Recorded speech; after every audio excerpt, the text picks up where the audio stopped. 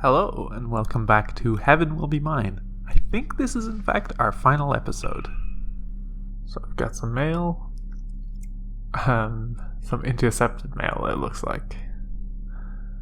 Subject, RE. Origin. Ganymede Intercept. Do not read, Saturn. Author. Bridge Information Officer, Mercury.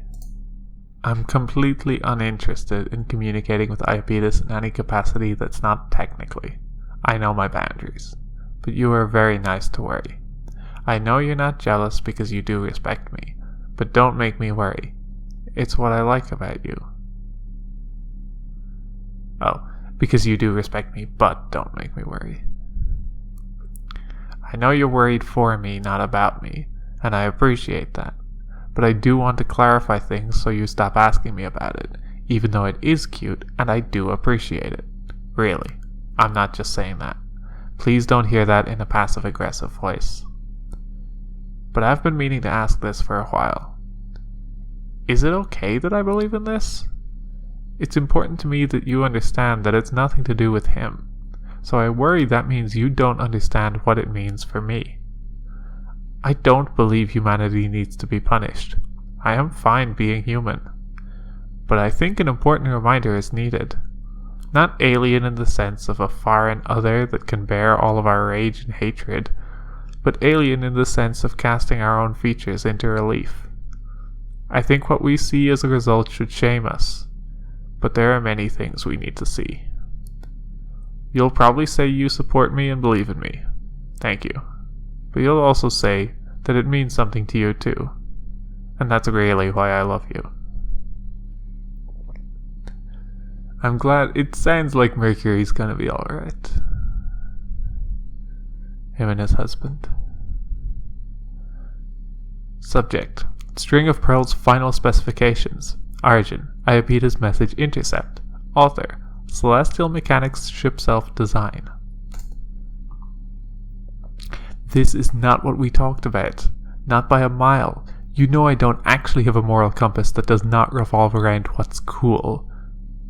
So coming from me, just know that it's my professional opinion that I'm not even sure that this is cool anymore. Creating a theoretical matter is not even hard under laboratory conditions, and in space it's easy to sustain it. But the creation of exotic matter like electrotoxins can get really not fun if you aren't careful. Since you hate fun, I already know that's not what you're after, and you don't have to level with me or anything, that's fine. But I do want you to know that this thing is basically designed to degenerate as quickly as possible. The reactor tends towards eversion, and that will require a pilot I really would not want to meet, and a piloting style that no one should ever do. Eventually it's going to drag the pilot down, and that's going to be really weird and ugly unless they are immediately destroyed. Clearly you want that. I mean, you've said so. But if they're going to have so much fun, let me convince you that you should set a self-destruct in there. Maybe something cool will happen when she everts and this ship self keeps her anchored in space-time to mess everything up. If it's not, don't you want a backup option? Huh. What's funny about this is I don't feel as though anything like this happened in the Celestial Mechanics ending. I don't know if there's some sort of bad ending version of this happening. Because I guess I don't think I've mentioned actually yet, but I did ask around somewhere, and there's apparently an ending for if you get kind of 50% across the board alignment, and I don't know if it's a bad ending because people were vague, but it sounds like it's discouraged. Like it's not oh, you balanced everything so well. It's like come on, pick a side. So I could imagine maybe it comes up there. But at the very least, this is talking about, you can't spend your whole life being the person who's jabbing at other people. Like that eventually becomes an issue. That eventually, people don't put up with it forever if you're just going to repeatedly be needling them. And only ever needling them too? it should be an opening gambit to opening someone up, is kind of the way it's been framed before, that it's Saturn's way of getting people to reciprocate and respond. But then if you just keep needling, that doesn't work. People don't stick around to be needled forever and ever. And also, I mean, if you're only needling other people, then you yourself aren't opening up either. Saturn, I would love it, just love it. Yeah? If you messed everything up this time. Is this reverse psychology? Did I really reduce you to that? I'm a little impressed by your persistence in nagging me, but now I'm feeling like I pushed you to your limit. Shut up. As always, I am serious. Messing things up is literally the only thing in the world no one has ever needed to specifically tell me to do. And you keep yelling at me when I do. I've been looking into Iapetus' work on the Aversion Project. Oh.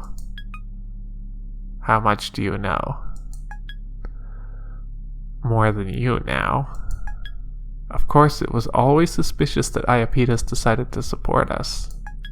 He was very insistent in his interest in taking humanity to the next stage. As if that is why any of us wanted to connect with the so-called existential threat. People who already had everything on Earth couldn't possibly understand. They just want even more for themselves. That's what I thought too. Iapetus' plan is very attractive to certain factions in Memorial Foundation. Certain factions in Memorial Foundation really liked the days when humanity was united against the existential threat. Except aliens aren't real. Okay, they're an nth dimensional shadow cast by the gravitational impression of human culture in space-time, but that makes them a few shades sort of real and much less dangerous than their cousins on Earth, and even though they're so weak, kids with radios can take them out. Okay, well, I played We Know the Devil before this, and so kids with radios taking out shadows of gravitational impressions of human culture. Yeah, that's basically what that game is. Anyways, Pluto wiped them out. That was the whole plan. Since humanity doesn't care about them anymore, they'd never expect that we would find a way to evert our tidal reactors and become the aliens ourselves. The only alien is what is alien to us, and that's fundamentally humanity. We're aliens to ourselves. Fx equals that which is human, that humans are not. And Iapetus isn't going to give up everything he has for that. You think he's lying about wanting to. I think he's lying about himself wanting to. I think he's happy to let us complete the project and go home. Because he'll have exactly what he and the rest of humanity is longing for. A scapegoat. Someone to be an alien humanity that could guiltlessly fight against. Oh, someone to be an alien humanity could guiltlessly fight against. Yes. I am fine with abandoning Earth. It hasn't given me anything. But not on his terms. Not ever. Don't worry, Mercury. I've got a plan. No matter what, it won't go his way. Channel closed. Alright, we've got another repeat mission. We're going to be seeing Lunaterra. But first, we're going to have a preamble. Ugh, this place. You don't feel like seeing home again? Oh, come on. Don't tell me you don't have any fond memories of the Academy. I do, despite myself, and that's why I don't have any wish to see it like this. A ruined garden that only reminds us how weak the gravity of this whole venture really was compared to Earth. Not to mention, it was all for something completely worthless, too. Wait, now you're grumbling about a mission? Now you're grumbling about a mission? This is historic. The Lagrange reactor is just a hollow shell, and there's barely any advantage to have in getting it. This better be a trap to use you as bait to get Memorial Foundation off our trail.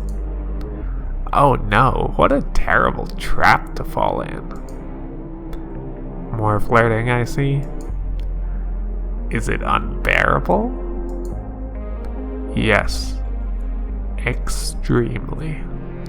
Are you really still getting nowhere with her? What are you talking about? I think you said you were going to crack her open and peel her shell, but I don't think you have. Ugh, you don't know anything. Shh. I am completely and utterly correct then. She's highly evasive. Point blank or sniper shot, I can't seem to hit her. You're a type, I see. Shut up. I got the Academy's most notorious heartbreaker to look like an idiot at me, so I win, so shut up. She's even stupider than I thought she was. But she's not as stupid as me. Ugh, you're the one with your guts all over the place. Oh, just, fine. I'm frustrated, alright, but it's not because I'm not getting anywhere, or because I even care. Alright, this time I'm done playing.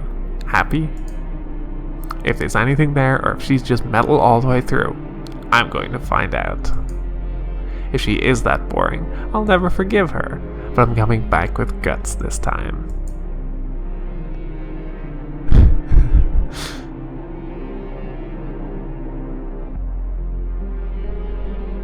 I mean, gotta go with the fight for real in a fun way. I know it's the one I did before, but it's just much better choice.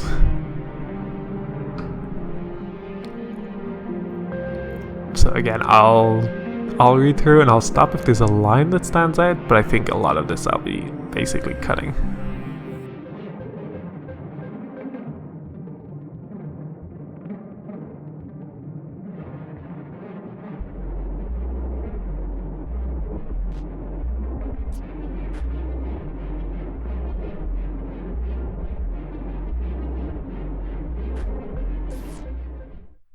Day 7. Root installation complete. New OS in operation. Celestial Mechanics fleet collecting in the orbit of Earth's moon. Request for assistance received.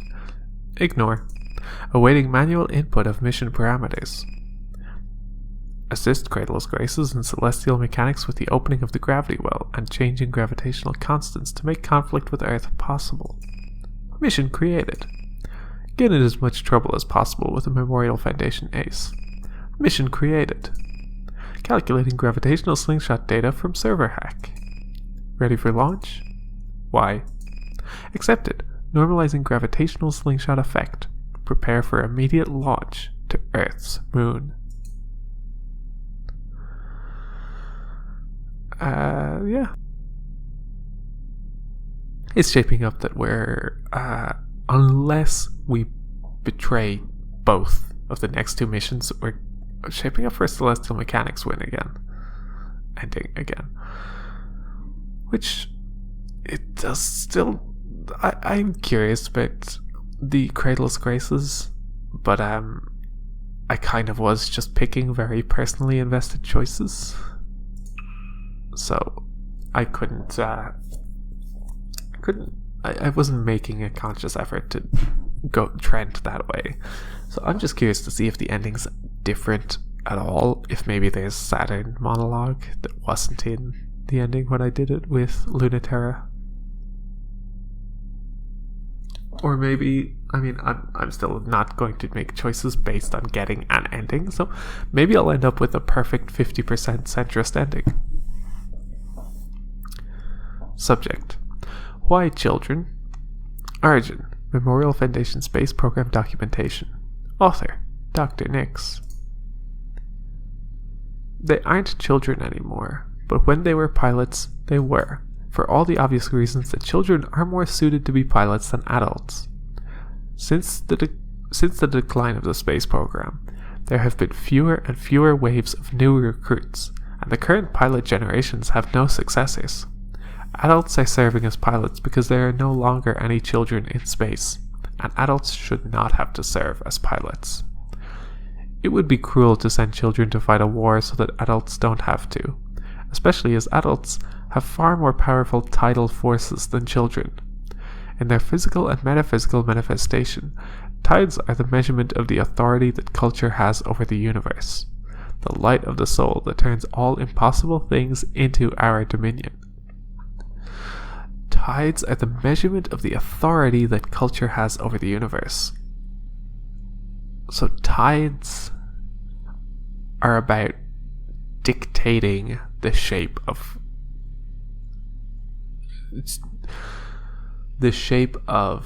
society, because culture, basically, so dictating the possibility space.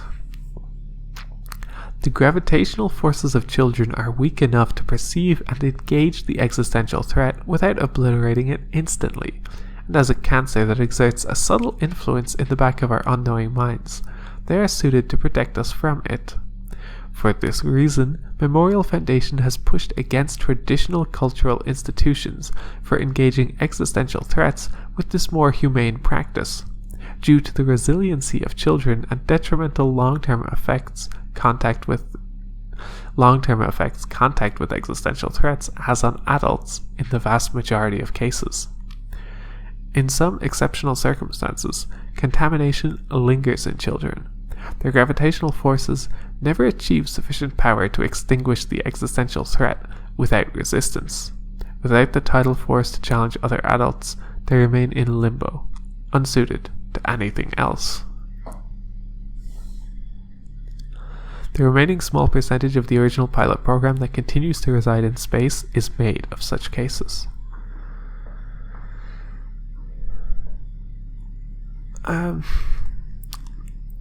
So, reading this,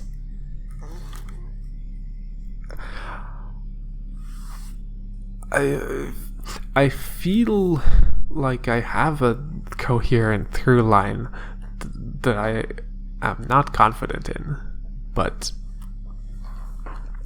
this is effectively saying that it makes more sense for adults to be doing this kind of fighting because they have the kind of gravity, authority, and control over culture to be able to make meaningful change in this way. Which, again, taking it as the metaphor and allegory it is, adults are the ones that need to step up and change how society views people and move forwards in a way that you just, as a child, you can't necessarily affect that change because you just don't have the kind of authority where anyone's going to listen to you or react or adjust their behavior. And, okay. So I think, I'm probably going to cut a bit of this out. So, I definitely feel like I have holes in this through line, but how I am reading this email is, children should be able to be in space because that is a freedom that should be allowed to children. They should be allowed to self-actualize, they should be allowed to figure out their identity, they should not be stuck with the gravity of Earth when trying to determine who they are. Especially because for children, things are in such flux that they don't know who they are and they're still trying to determine who they are. And that's kind of, I feel like that's a part of what they're saying with children engaging with the existential threat without obliterating it instantly. But also that the contamination in exceptional circumstances lingers in children. I feel like the implication being that children could engage in the existential threat without necessarily then having an identity that would need to be policed the way it is on Earth, that would not be obtuse or difficult for the current gravity of culture. This part I feel like I'm slightly unsure about, because I don't know, as a perspective character, Dr. Nix is maybe not a person we're supposed to entirely agree with in the first place, because we've just gotten little emails from him now and then. But my overall understanding is that this is effectively saying children should be allowed in this space so they can have freedom to determine who they are.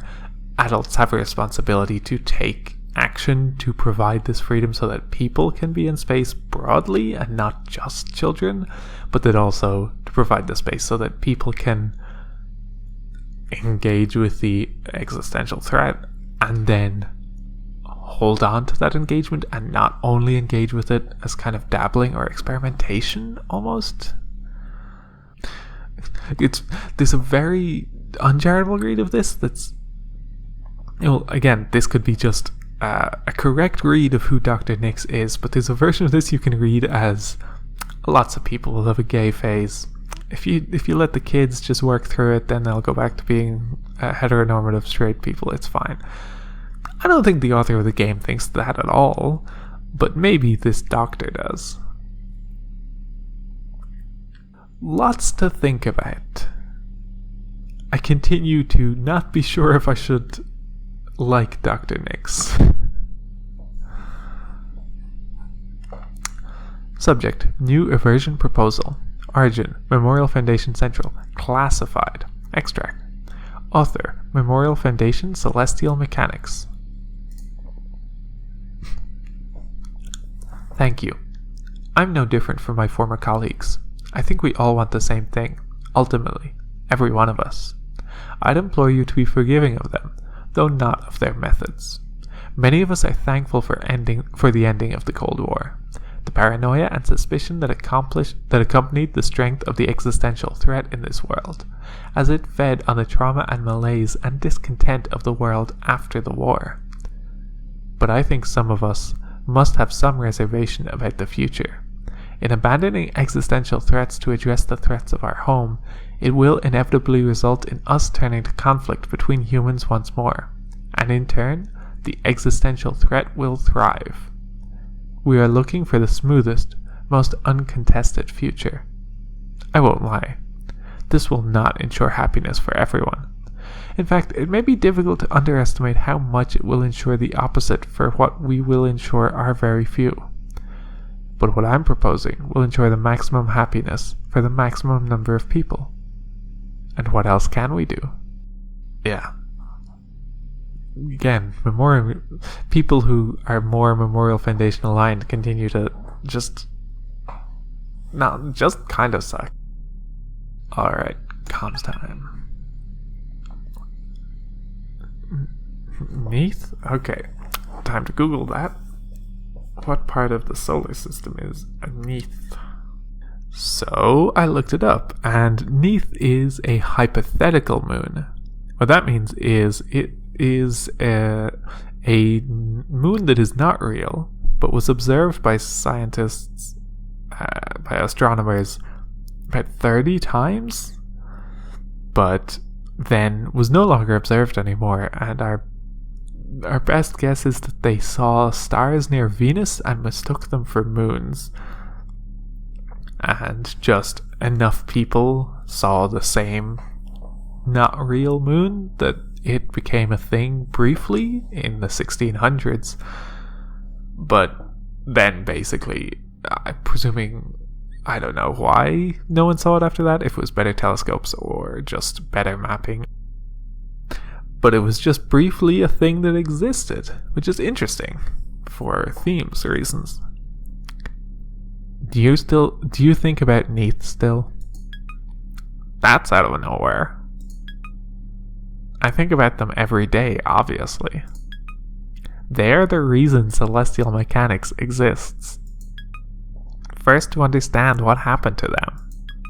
And then, because we couldn't stop thinking about it, about how to make what happened to them happen to us. We still don't know what it was exactly. They had us all get together to reach through space and time and contact the existential threat wherever it came from, to make sure that it truly had been defeated for good.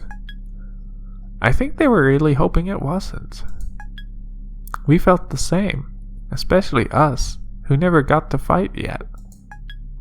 We reached together as far as we could, and Neith reached farther than anyone. I didn't think it would have been them before anyone else, but I didn't know them. Was it that they reached too far? Or what? Or something reached to them? What's the difference? In the end, they got it. Whatever it was. Are you having second thoughts? Maybe. They were the only one. I always wondered why that was. Were they special? In a good way or a bad way? Were they chosen? What would be the criteria? We know it's none of that, though. Just a lonely, unchosen child with so little presence in this world they fell into another one. That's how it is. The only trick is how to do it on purpose. That's just it. Are we too attached?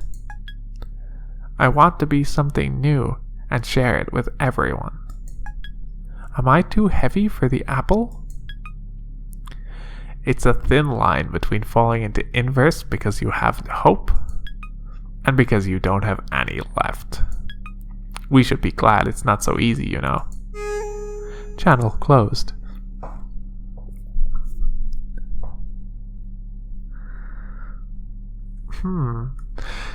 This game does so many allusions to off-screen characters that are very meaningful. And then I'm like, I want more, please. Who's Neith? Who are they? Where are they now? Are they literally not present because they just so wholly went into the existential threat? I'm guessing yes. And them doing that at all is part of what enacted this whole plan being on the table, because no one would have conceived of this before that point. And just thematically, I'm kind of thinking about what does it mean for them to be like on the precipice of falling into another world, but like not quite there? Is it about coming out? Is it about like further exploring of themselves, that maybe they're still somewhat affected by gravity of Earth where they are, or the ship selves themselves are still bodies that require them to fit a certain shape? Because I'm thinking about the ending of Celestial Mechanics, that they literally just become like nebula or dust clouds. They just transcend the notion of, well, I guess a nebula is a physical body, but they transcend the notion of a biological body at that point. I wonder if that's part of what this is here, that they're still largely in human shapes. And I was thinking about, could they actually just completely move on to be entirely themselves, entirely whatever they would like, without worrying about the human shape part of it anymore? Anyway, let's go mission select. So we've got 2 missions. I'm going to do the one that is mostly going to be a skip, because I want to end more dramatically with an actual mission followed by the ending. Even if, again, the ending itself might be a big skip. That's another reason why it is good to have a new mission first. Plastic versus metal. Earth has promised to let the children of space sort themselves out, for now, but their machines of war guide the way back home, just in case. When Saturn and Lunaterra meet in a chance encounter, the true terror of humanity stares them down. I do have thoughts about this actually. I'll do the open conversation, but then I'll kind of talk I'll talk a little bit over the rest of it. Spinning up tidal reactor. Frequency double checks. First turn. 100%. Frequency double checks. Second turn. Stop and spin them again. From 0? Again? Where were they at? 99.999999%, but it doesn't matter, they should be at 100%, so we're spinning them again. Mercury, if I go out and die, it's not going to be because we didn't quintuple check every reactor pulse. Saturn, this time, please, could you listen for once? No matter how useless I know that telling you this is, I know I say this over and over, but can you listen? Seriously, tell me you're not going to be risky this time. It's not a game anymore. The mission is different. It's not ship self to ship self. Those troops are real weapons from Earth, designed for threats that are real, not existential. They are perfectly capable of killing. They are designed for no other purpose. That's not even going to be an issue, though. Because your orders are strictly to observe and not get remotely close enough to engage. They won't leave stationary orbit or in the near side of the moon. They're Earth's insurance plan, and we can ignore them as soon as we make sure that's all they are doing. Don't joke about dying. That can happen. It won't if everything is perfect and you do exactly what you're supposed to. It finally matters this time, and you... Mercury, please. I'm actually really sorry, Mercury. I didn't mean to make you worry. I didn't mean to make you really worry for real. I promise I'm not trying to die, okay? I promise, okay? Making poor choices about who to kiss and what to do isn't the same thing. I listen to you when it's for real, okay? I wouldn't cross the line. You're my friend. No one else. No one else is worth you. You're the most important. We've been through too much. I wouldn't ever go back. I wouldn't ever go back or throw everything we've got away. You know that, right? Sorry, I'm acting like I forgot. Mercury? Hey. Say something. You idiot, give me a minute. Damn it, I was going to act like I tricked you.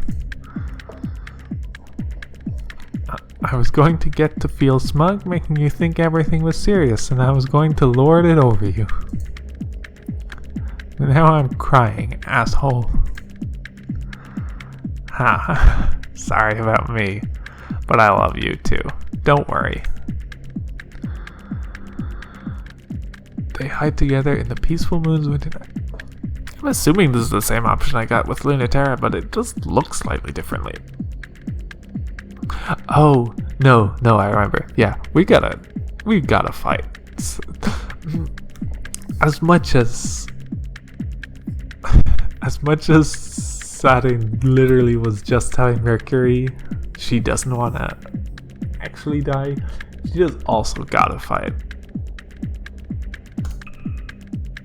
I did have one brain genius thought about this fight, which is they're fighting something that is not even in the shape of a person, that is relentless. They can't really, in their kind of communication fighting, stop it. They can't defeat it. They can kind of tear it apart, and it feels good, but also feels ultimately meaningless because there are thousands and thousands of more. Are these Twitter trolls? Is this like dealing with masses of people on the internet engaging in things in bad faith who just sling shit around and don't mean anything? They don't mean anything as reductive. There is no meaningful engagement to be had with them. Their only intent is harassment. and you can feel good. Like you can do a takedown, you can just slam them for fun, and that'll make you feel better. And that's not a dismissive kind of thing. Like, yeah, it's fun. These people are gonna sling shit at you. Sometimes it's fun to do a dunk on them, but it's still not meaningfully advancing the cause, much as that's a thing. I don't know thematically if I'm going to read anything more out of it because of that. It was just the thought that struck me when I was editing this video last time, and just wasn't important enough to put in before now. So here we are on the final day. Let's look at mail and stuff first.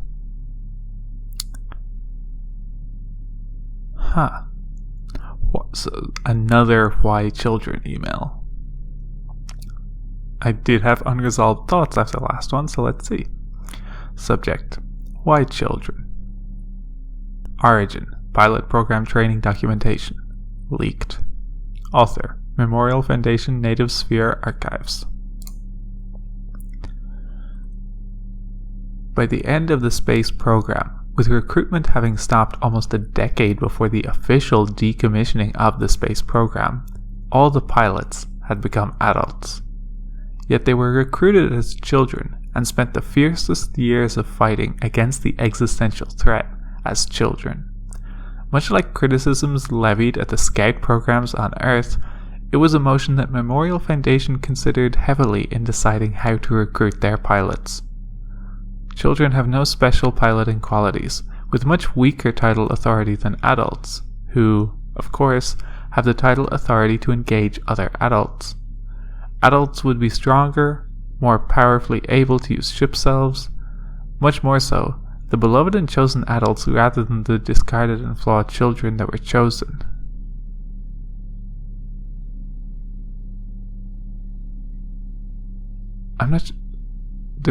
There was no verb in this sentence.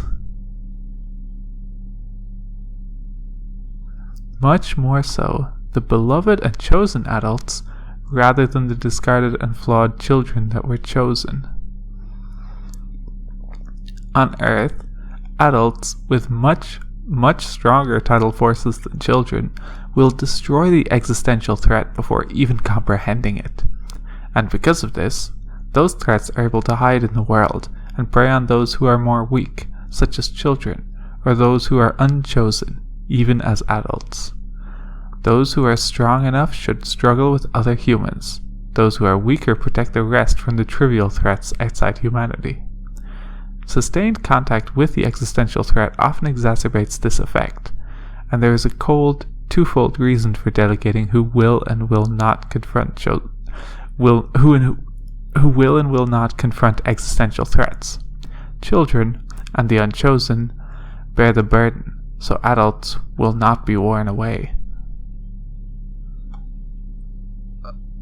What does being chosen mean? I feel like this is the first this has come up. The beloved and chosen adults rather than the discarded and flawed children that were chosen. That's what's confusing me a little bit. There's an implication almost that chosen adults are like privileged adults on Earth, but then it also refers to the flawed children being chosen. Because beyond that, this mostly just makes sense of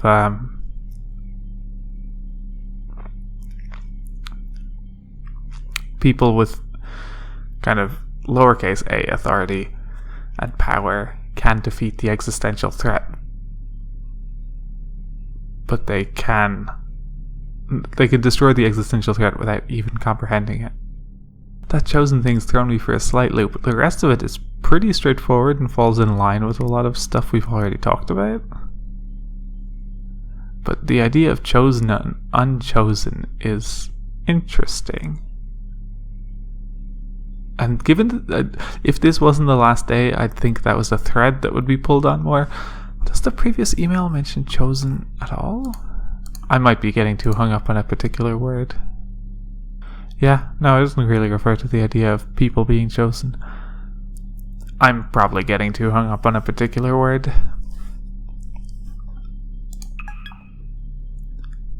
Everything is ready for you. I wish you had let me help more. You'll be fine back home. Without a ship? I envy you a little bit. Piloting is for girls and jocks. It's not my thing. But I wish I was coming with you. Sometimes. A very, very tiny bit. Mercury. We are very different. But I love you. We're parts of the same thing. We wanted the same things. And I'll walk alongside you until we get them. Really? You're not leaving? Possibly forever? If I'm leaving, you're coming with me. If I stay, I'll bring you home. You know you can't rely on me for anything, but you can count on me for this. I promise. I promise.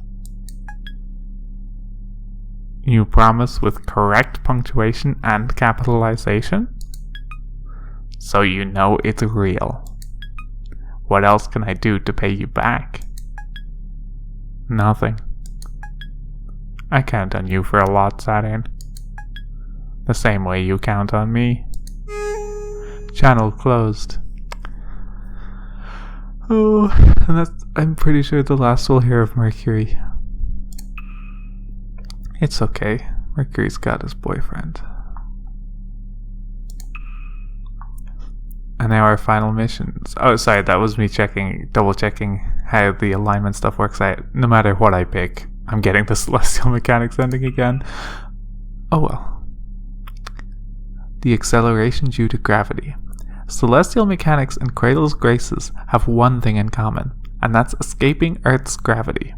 To do that, they need Saturn and Pluto to work together to corrupt the lunar gravity well. It's an opportunity for one to get the upper hand over the other, but they're not thinking about it politically. Watch. Oh, right. Okay, well, we will hear from Mercury again here, but that calm conversation is effectively the end of Mercury's arc. How is the new equipment fitting? It's not that much weirder than how it was before. This mission really is a weird one, Mercury. This was always the plan, you know that. The lunar gravity well is the anchor that all tidal reactors resonate with. It's how ship selves maintain their form, how colonies on other planets and orbital bases and ships maintain environments that humans can live in. I didn't realize it was that key, so it's literally the foundation of space life. I knew it affected tidal stuff for ship selves. I didn't realize that extended to literal colonies. Gravity in both the literal and figurative senses is required for us to live in space, and without it, we'd dissolve into the universe, becoming everything that humans aren't. There's a lot of that in the universe, if you've noticed. If we want to turn into something interesting and specific, we have to make sure that we're controlling the eversion process. Is it going to work? Probably not. I wouldn't trust Iapetus to do this, right? There's nothing in it for him, so why would he care? When he lived on Earth, he had everything he wanted. He isn't like anyone else who came to space. Yeah, like Iapetus, even if he may be in some way a queer person, Iapetus is extremely coded as a very privileged person who's like a respectability politics style person, or even just someone who's purely self-interested in his involvement. He is furthering a cause for his own clout. He's just flirting with the idea of transcending human limits for boring reasons, and only for his. There are no places left on Earth to conquer, so he wants to be the first to own the future. If this actually works, I don't want to share it with him. Oh, you don't have to worry about that. I told you I was playing this how I wanted, right? I'm not letting him have this.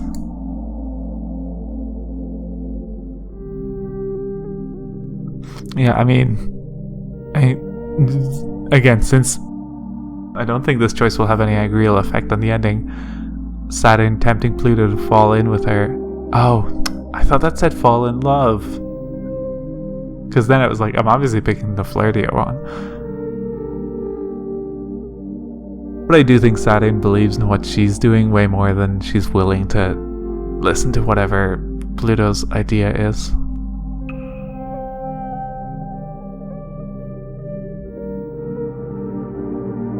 On the lunar South Pole, the moon's first city glitters mundanely, so ordinary.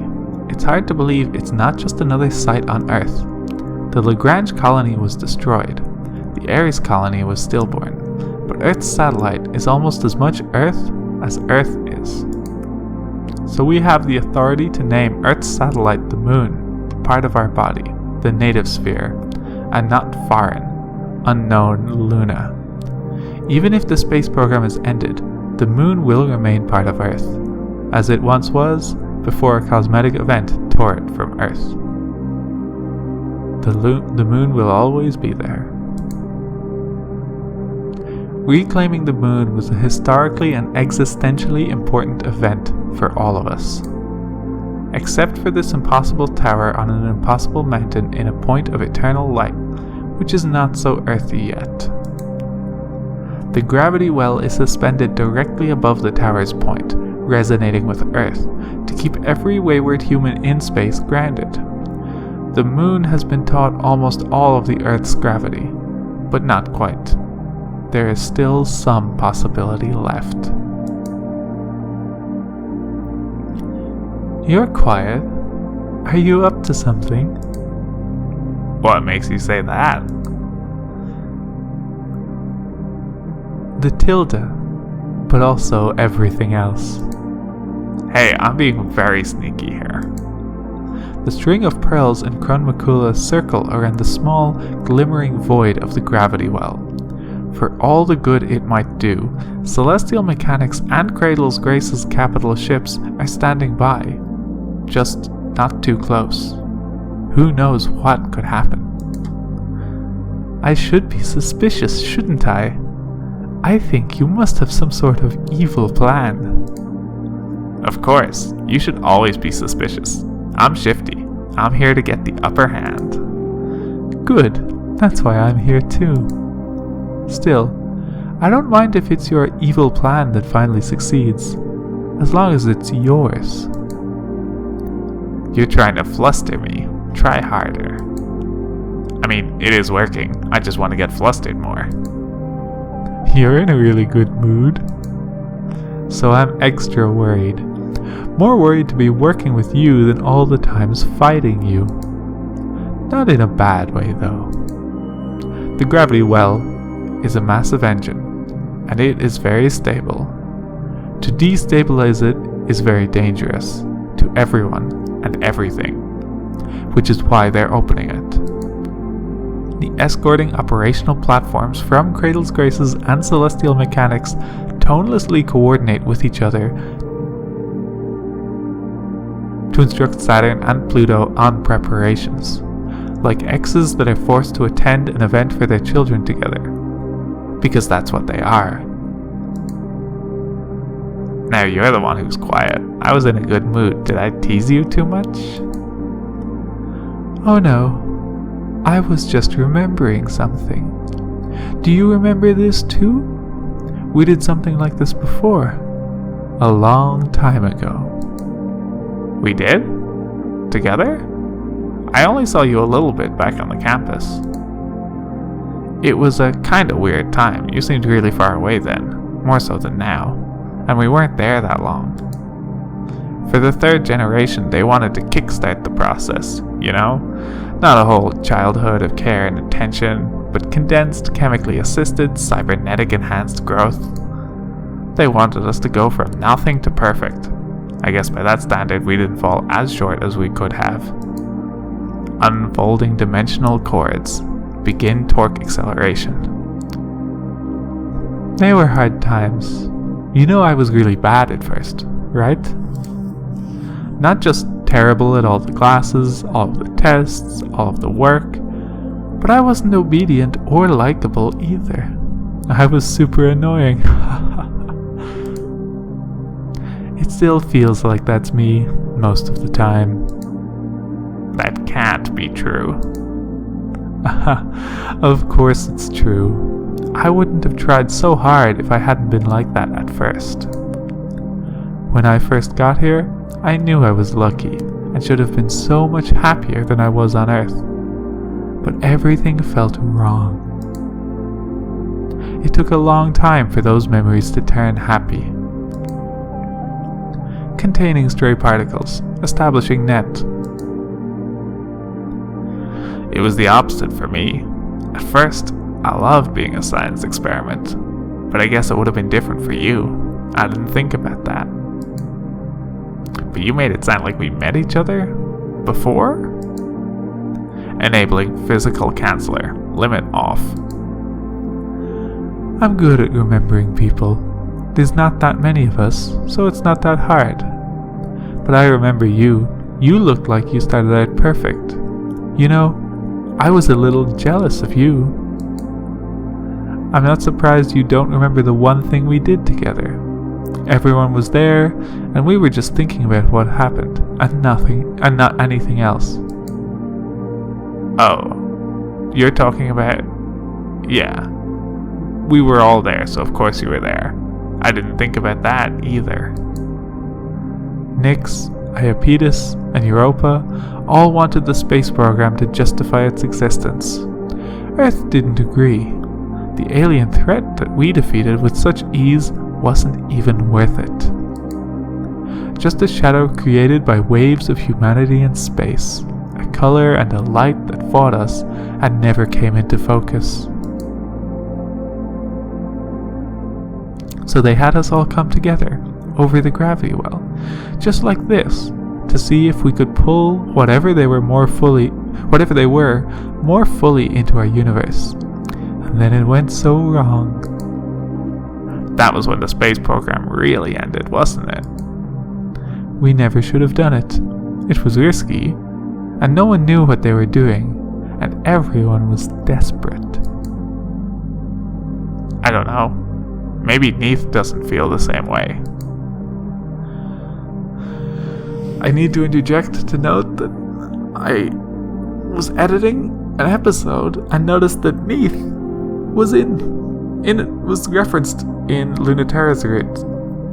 There's an email near the end of that route where there's two pilots, unnamed, just A and B, talking, who clearly have some history and backstory and whatever, and they make just a scant reference to Neith. It doesn't really illuminate anything extra, but it is interesting how Neith is kind of just on the fringes a bunch. Well, on the fringes multiple times. The tiny point of glimmering darkness in the gravity well sometimes shines in such a way that for a moment it seems like there's something inside it. I hope that's true. I want to believe it. I can't blame them for what happened though, either way. Huh, really though? What do you mean, can't blame them? I mean, they were the one who gave in, right? When most people talk about what Neith did or what happened when they turned inside out in the light of the gravity well, it was as if it was a horrible accident. Not something they did on purpose. Why do you talk about it like it was? I just had this feeling. I didn't really know Neith at all. No, maybe I should just be honest. For a second, I was thinking the same thing. What if I jump in? I thought the same thing. We could have been like them. During the testing, when we saw the gravity well opening before us, we could have jumped in too if we wanted to. It was scary. It was. But a lot of us looked at that, and after we thought, us too. And that was how celestial mechanics was born. That's the truth. Whatever Iapetus really wants aside, we have our own ideas. That's amazing. I couldn't be so brave. When Earth looked at what emerged, they were filled with despair. So that's how I decided to feel too. After all, it was proof that the existential threat was the same thing it's always been. The same thing we've been fighting as long as humans have been humans. The shadow of possibility cast by us. The not quite there aliens we had fought for so long were just caused by our ripples in space-time. We only had ourselves to lose, and nothing to gain by fighting them. Where Neith went and what they became, only Venus knows. Hang on. Venus from We Know the Devil. What did you really feel in that moment, before you told yourself otherwise? I'll tell you how I felt. I felt smug. I mean, I did everything right, and that loser messed it up. When I learned it was the end of the program, I was mad. But then they demoted me from piloting anyway. I realized I was the fool. It was an important lesson on not being a good girl. Stabilizing reaction. Synchronicity, perfect. Hold until stable.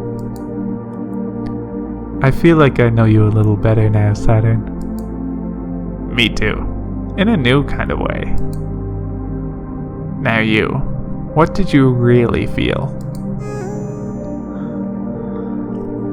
God, that brief reference to Venus has me slightly thrown. Because, I mean, I don't know if I don't know if I actually explicitly said last time, but the incident with Neith in the gravity well is presumably a metaphor for like their gender fluidity or their non-binary nature. We just know that they use they them pronouns. We don't know their actual gender presentation or anything. But it does seem pretty significant that, as far as I've noticed, the only person using they them pronouns is someone who basically just said, you know, this existential threat weirdness we're looking at right now, that's for me. I'm just jumping headfirst in. And then they refer to Venus from We Know the Devil, who is a trans character in that story. It seems like a significant link, though I don't know if the implication is that Venus is theoretically a person they knew, if Venus is sort of a figure, like not mythical, but sort of these people have not met Venus but know some of Venus's story and how that bleeds into this narrative. Or if potentially Venus is also on the other side of the gravity well, because the other thing implied by the incident with Neith is that Neith is gone. As in, Neith jumped into the gravity well, became who they are, and that these people have then not been able to see Neith again. Like, they have been just at a remove, like unreachable. The gravity well opens. The reactor is turned inside out, from shining white to infinite black, drawing in all that is and emitting all that isn't. Yet. But with gravity itself. The weight we have in the universe. That alone is all we need to touch. Oh, there you are. I knew we'd only get a moment to touch. Do you, maybe, think sometimes of falling in? Even you? You must have thought about it. Core resonance in perfect conditions, ready for full release. Gravity well unbound, all stability checks nominal. Here it comes. Back then, I almost did jump in. I thought about it before it was happening. When they said, you must not under any circumstances. It would make anything I couldn't do possible if I left everything I had behind. It's an awful paradox of a deal, but I wanted to do it so much. I would have if Neith hadn't wanted it 1 second more. I've never told anyone that. You're really good at seducing people, Saturn.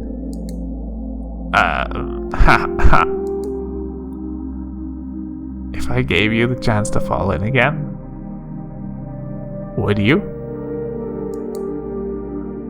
Would you fall in with me? Oh, just you wait and see. The gravity well shines. It is collapsing into a star. Everything is starting. The opening was peaceful. Perfect. No problems.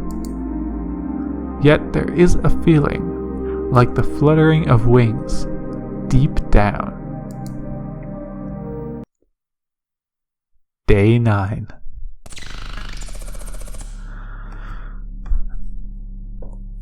Oh, I mean, now I'm just so much more convinced that this is the correct ending to be getting. Oh, here, let me go roll through the ending. I don't know if anything's going to be different. So again, I will probably cut. I don't know if anything's going to be different. I will cut around stuff that is pure repeats, and we'll see if it's a little bit different, or there's a little bit more, or again, if I have new context for anything that gets said. Oh, well then. I'm quite impressed. You don't even sound surprised. With how much I fucked everything up. I thought I'd get to see you surprised for once. If you had this much faith in me, you shouldn't have got so mad. I wouldn't be respecting you very much if I wasn't prepared with contingency plans. But I'm delighted to not need them. Haha. I thought so. I used to think you knew everything. Oh? Good to see you're understanding the fallibility of your superiors. Now I understand it's because you just don't have any experience not getting what you want. And you always are sure deep down it'll turn out for you. You wound me. I'm no stranger to not getting what I want. The world would be a very different place if I did. No, Iabetus. Not even close. You've never even come close to not getting what you want, like I have. Forgive me then. If you put it like that, I'm certainly much closer than you. But that's the reason for this arrangement, of course. You will all get the bodies you wanted so much. And Earth will have the villain it deserves. Ah, so you are that clever. What of it? It's still a mutually beneficial scenario. You and humanity will be so different from each other that you could not possibly understand or communicate with each other. Both sides can fight each other with abandon until the end of time and never hurt those they love. You will have yours, we will have ours. If you have the will to abandon your own humanity, then abandoning the rest of the human race, who never cared for you in the slightest, should be trivial.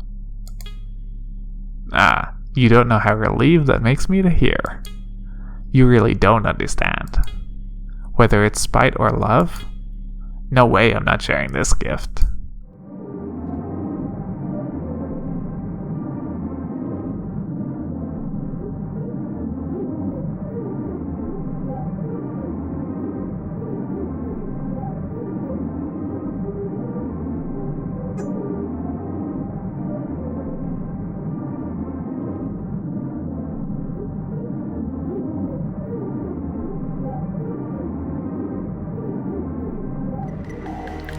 So this ending has largely been the same, but I kind of noticed that actually some of this monologue from Saturn here at the end is different. In that I think Lunaterra had a monologue here. I checked the video. Lunaterra had a monologue here when I played her route, so actually, I think here is where it was. You know, no matter how bad you are at being human, there's no other way to be. It's really disappointing, but it's simply true. We just can't think in any other terms. You can say you want to not be human, but can you actually make it happen? Forget even how to logistically, technically, philosophically make it happen. How do you blueprint it in the first place? Every time we try to imagine an alien, in the end it's just ourselves from a different angle, because all we have are human things. So the ambition to assemble them in an order that's alien to us is kind of inherently doomed. But that doesn't mean it's useless. Imagining that which is human, that humans are not. When I say I don't want to be human, what I really mean is, I can't stand being human like this. Emphasis on the like this. What I want instead is to be human like that. That was the beginning of the space dream. Everyone in the Memorial Foundation felt that way when they sent us here. And everyone on Earth who believed in us felt the same way. Let's be more human. How much more human can we be? That faith waned, maybe because they were jealous. Yet maybe also because the direction we were taking the future wasn't enough. Just another human that they didn't want to be. Or a sort of human that they're scared of being. I don't owe them anything, but there's one more thing I can't stand. Not being seen for what I am. So choose to come with us or choose to stay. But I won't be happy with them knowing what they're missing out on. Look up in the sky and see all the weird stuff we get to do with each other. And come join. That's interesting. Oh, I like how the coloring stays. The different color text stays.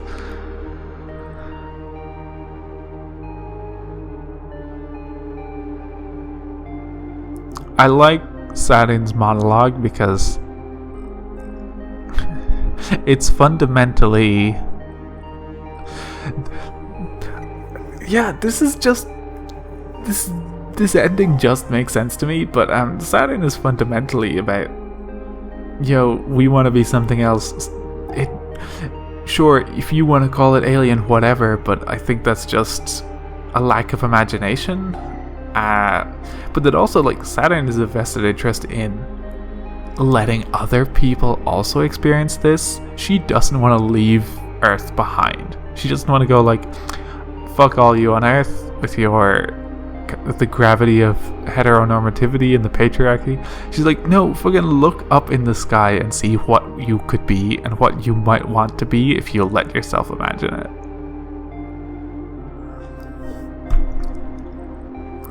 And it's interesting to think about this in terms of Saturn basically being rejected from the pilot program, as well how Saturn's just sort of constantly, she stole her mech, she breaks rules and so forth. She's subversive in that sense because she's not being given she's not being given the space to be who she is, so she has to take it. There's one thing she can't stand, it's not being seen for what she is. And it's almost like the ultimate victory is to literally be in the sky and be like, hey everyone, look, this is exactly what I am. Look at all the weird stuff we get to do with each other. Come join.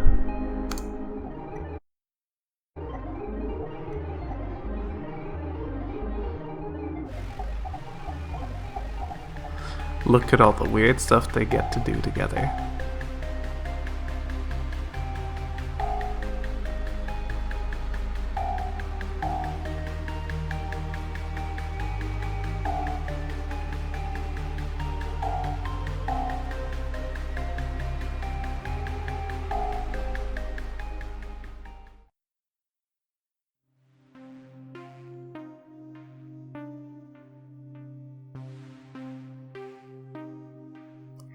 think that might be it for this game. I know I have not played Pluto's route and have 2 or 3 other endings at least. I don't really want to see the other endings. Maybe someone will make a compelling case for why I should actually go and do Pluto's ending in particular. But honestly, this was a very satisfying experience. I don't, especially with narrative games where there's kind of different routes, different options and such, I'm not much of a completionist about that. I don't feel a need to see every angle of it, especially not in a game, like obviously in a game where it is literally you need to do all the routes to see the true ending or whatever. That's a different thing.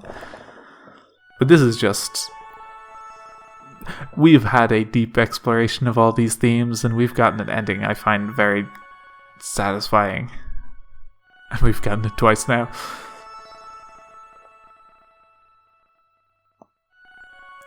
Yeah. Very good game. I feel bad that I realize I've also been... Wait.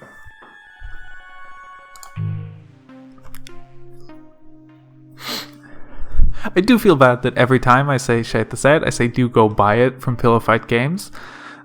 Them being the publisher, AVB the writer also does other work. You should play We Know the Devil, especially if you haven't played it before. Just go play that. It's similarly short. It's even shorter than this is, but also very good. I think that's a good place to leave off our 3 pilots with Heaven as theirs. Thank you for watching this series. Next time I'll be starting a new game unless someone makes a very dramatic sell to me about finishing out the next route too. Anyway, until next time.